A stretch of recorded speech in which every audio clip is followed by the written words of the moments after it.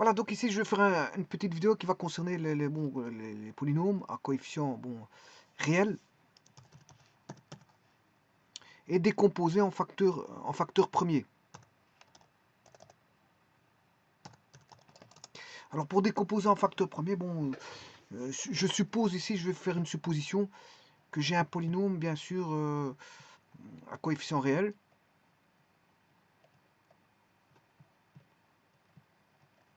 Je suis dans R de x, polynôme à coefficient réel. Voilà, donc je suppose que, bon, si j'avais un polynôme à coefficient complexe, de degré bien sûr, le degré étant strictement positif, ben, tout polynôme à coefficient complexe de degré n, d'après le théorème d'Alembert, admet au moins une racine complexe, mais en finalité, elle admet n racines complexes distinctes ou confondues. Elle admet n racines distinctes, complexes ou confondues si on a affaire à un polynôme à coefficient complexe. Si on a un polynôme de degré n strictement positif à coefficient réel cette fois-ci, elle admet donc n racines réelles ou complexes, distinctes ou confondues. De plus, les racines non réelles se présentent par couple de racines complexes conjuguées. Alors il y a une conséquence à ça, c'est que la recherche des n racines complexes d'un polynôme de degré n strictement positif à coefficient réel permet la décomposition, ce qu'on appelle en facteur premier de celui-ci dans, bien sûr, Rz. Et c'est ce que je vais voir maintenant, la décomposition en facteur premier dans Rz. Bien sûr, j'ai un polynôme à coefficient réel. Alors, je vais vous montrer. Donc, vous avez un cercle. Supposons que j'ai 5 racines. Bon, 5, il faut diviser. Le centre, il est mal mis puisqu'il est ici quelque part. Hein. Voilà, j'ai 360 divisé par 5. Divisé par 10, ça fait 36 fois 2, ça fait 72. J'ai environ 72 degrés. 144. 144 plus 72, 216. Plus 72, 288.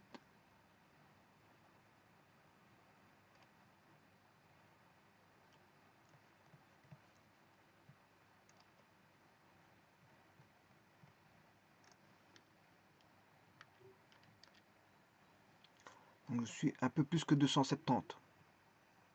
Voilà. C'est environ ça en gros. Ce qui veut dire, qu'est-ce que ça veut dire? Ben, vous aurez compris que, bon là on a la racine qui vaut 1. Je suis dans le n epsilon k.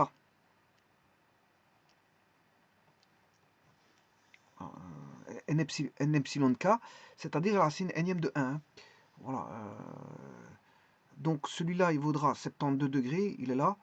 Alors l'autre est situé de manière symétrique par rapport à l'axe OX.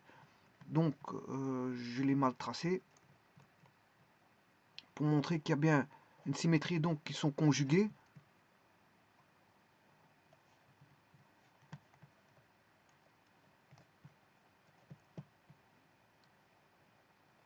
Voilà. Donc j'aurai Z1, Z0 qui vaut 1, Z1, Z2, Z3 et Z4.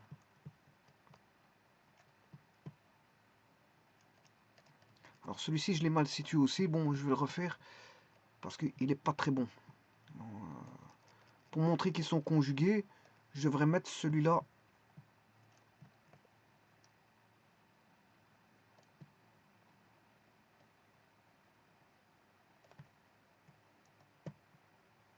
Voilà.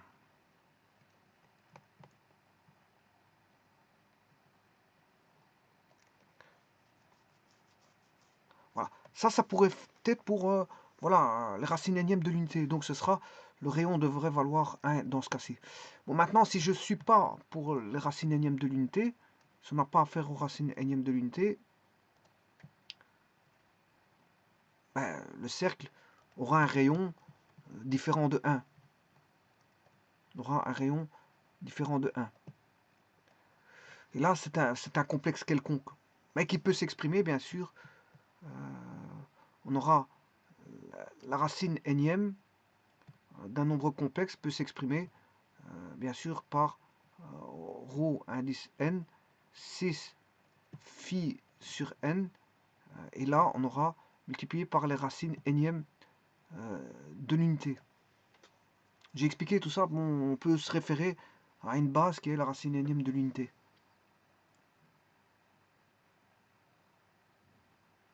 Voilà. Donc là, on a un rayon différent de 1. Alors comment décomposer? Ben, c'est simple. Ce sera, si j'ai 5 racines, ce sera z moins z1 fois z moins z2 fois z moins z3 fois, et je n'ai plus de place, je vais l'écrire dans une autre feuille,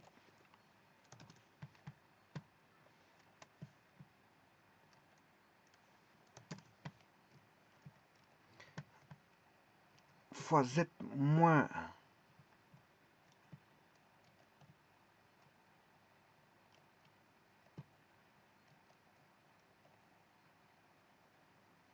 z4,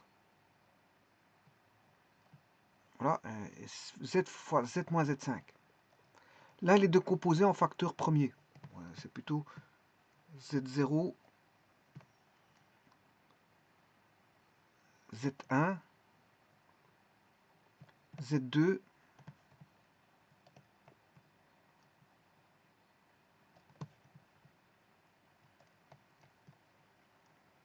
z3,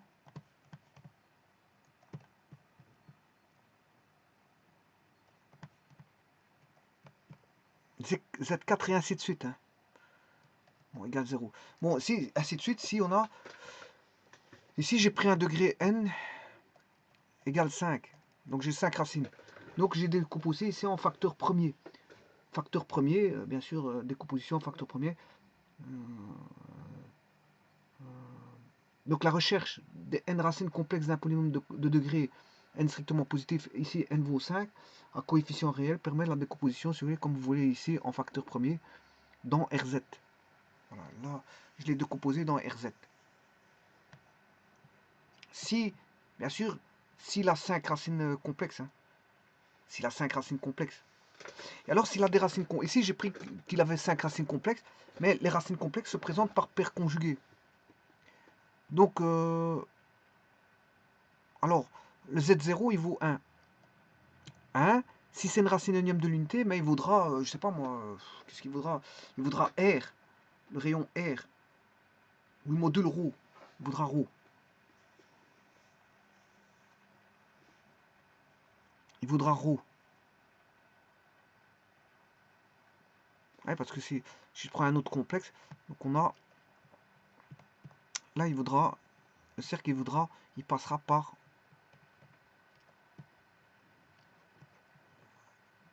un certain module qui est R différent de 0, enfin R différent de 1 qui est ρ, un module ρ. Ce qui veut dire que je pourrais écrire Z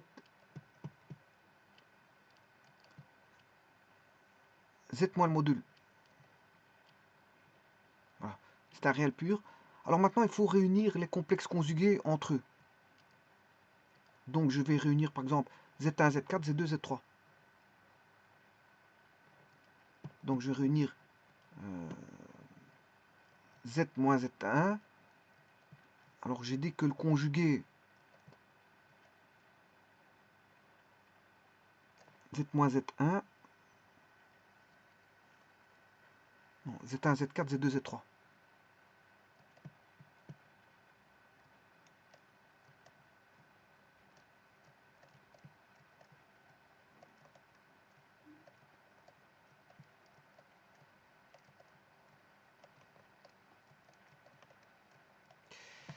Voilà, bon maintenant je vais multiplier j'aurai z carré moins z1z plus z1 plus z4 z plus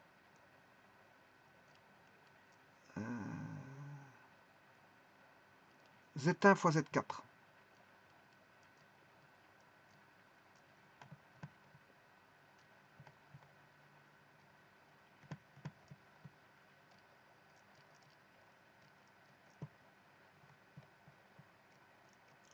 Z carré moins Z2 plus Z3 Z plus Z2 fois Z3 égale 0. Alors maintenant, Z1, Z plus Z4 et Z2 plus Z3, ce sont des modules. Ce sont comment on appelle, des conjugués. Donc, si vous additionnez deux conjugués, c'est deux fois la partie réelle de Z1, par exemple. Voilà. Ou deux fois la partie réelle de Z4. Hein. Peu importe, je prends Z1 ou Z4. Alors, Z1 fois Z4, ben, on a deux complexes conjugués. On sait bien que Z fois Z bar, racine carrée, c'est le module. Donc ça, c'est le module au carré, que je vais appeler ρ. Ça, c'est le module. C'est le module de Z, si vous voulez. Donc c'est ρ. Et donc je peux écrire la même chose pour l'autre. Bien sûr, c'est... Voilà, je vais écrire c'est Z carré moins 2 fois la partie réelle de Z2 plus ρ. Le module est le même, hein, que vous preniez Z1 fois Z4 ou Z2 fois Z3, vous aurez toujours ρ.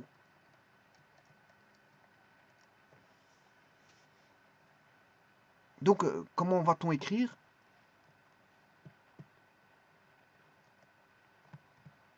On va écrire Z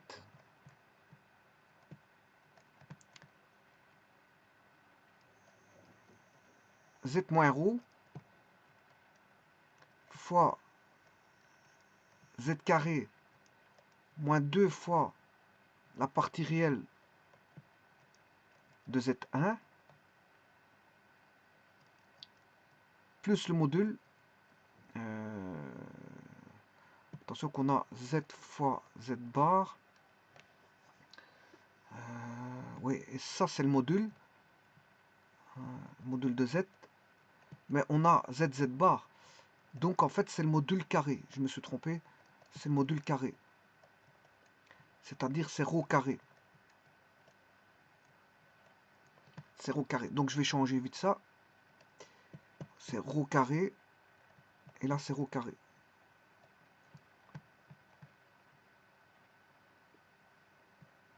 Voilà.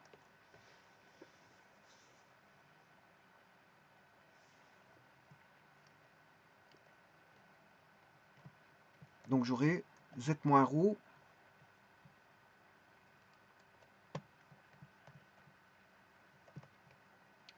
Z moins ρ carré Z carré moins 2 fois la partie réelle de Z.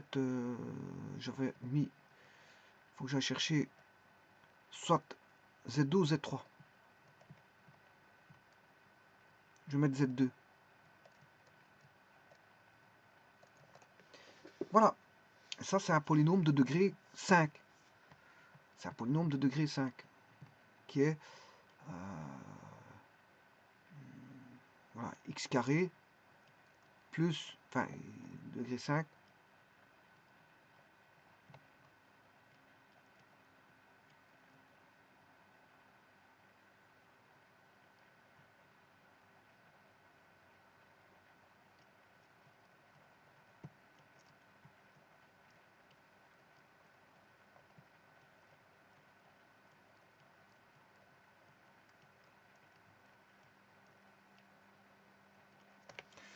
Voilà.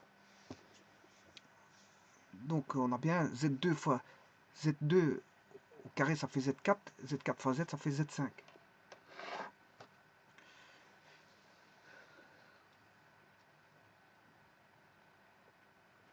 Alors rho carré, c'est un module, déjà, c'est réel. Hein. Rho, il est réel ici, c'est un module. Ici, on a la partie réelle, c'est un réel. Bon, voilà, c'est un réel. Voilà, je vais juste oublier le Z.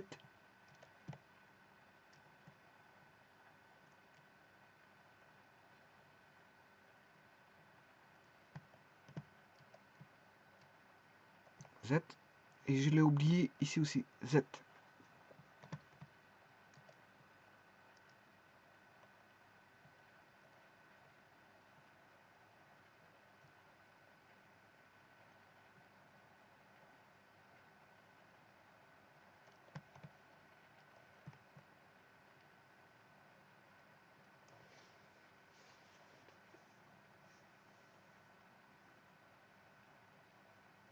Donc, vous voyez qu'il y a une certaine méthode qui peut s'en déduire. Donc, on décompose le polynôme de degré n positif à coefficient réel en un produit de n polynômes du premier degré à coefficient complexe. Voilà. Et puis, pour obtenir donc la factorisation, dans R de Z, ben, on effectue la multiplication des polynômes ayant, si vous voulez, les racines complexes conjuguées. On les multiplie entre eux. Voilà. Mais de toute façon, vous obtiendrez toujours... ce sera toujours le même style. C'est une méthode, parce que... Pourquoi dit-on que c'est une méthode? Parce que tout simplement, elle s'institue en méthode parce qu'elle est répétitive. Hein. Dès le moment où c'est répétitif, ben, comme c'est répétitif vis-à-vis d'autres exercices qui peuvent faire paraître, eh bien à ce moment-là, qu'est-ce qu'on fait? Ben, on l'institue en méthode. Donc à utiliser. Vous utilisez quand vous avez un cas de figure qui pourrait être similaire. Si vous y attachez via l'observation, vous observez, vous avez un sens de l'observation, vous observez et vous rappliquez, je veux dire, certaines choses par rapport à des choses connues. Hein, vous faites une comparaison et vous voyez qu'il y a des choses qui peuvent être rattachées à des choses connues. À ce moment-là, et que ça revient assez souvent, ben ça s'institue en tant que méthode. Donc ça c'est une méthode. Vous décomposez voilà, en facteurs premiers, et puis vous multipliez le tout. Multipliez le tout. Alors, bien sûr, le tout entre conjugués, bien sûr. Hein. Vous multipliez entre conjugués. C'est ce que j'ai dit, vous multipliez entre conjugués. Voilà. Et c'est toujours la même chose. Hein. C'est pour ça que ça devient une méthode. C'est répétitif. Ouais, j'ai oublié un terme en x cube.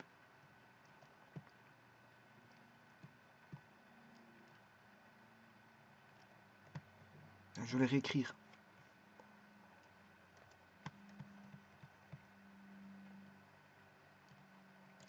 Donc c'était RZ.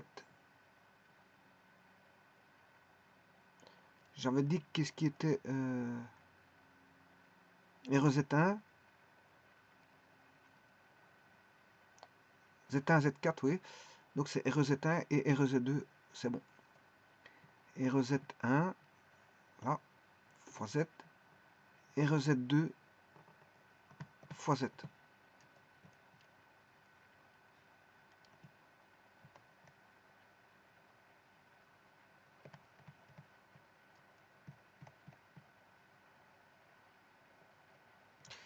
Voilà, et ça c'est égal bien sûr au polynôme de degré 5. A, polynôme de coefficient réel. Bon, le premier il vaudra 1. X5 plus BX4 plus CX cube plus DX carré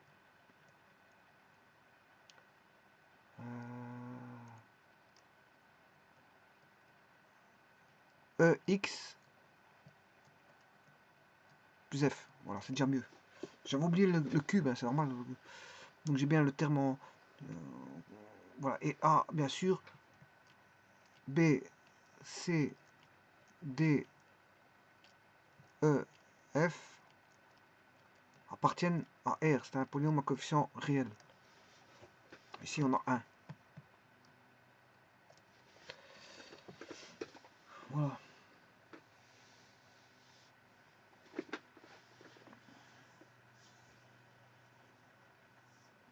Je vous remercie.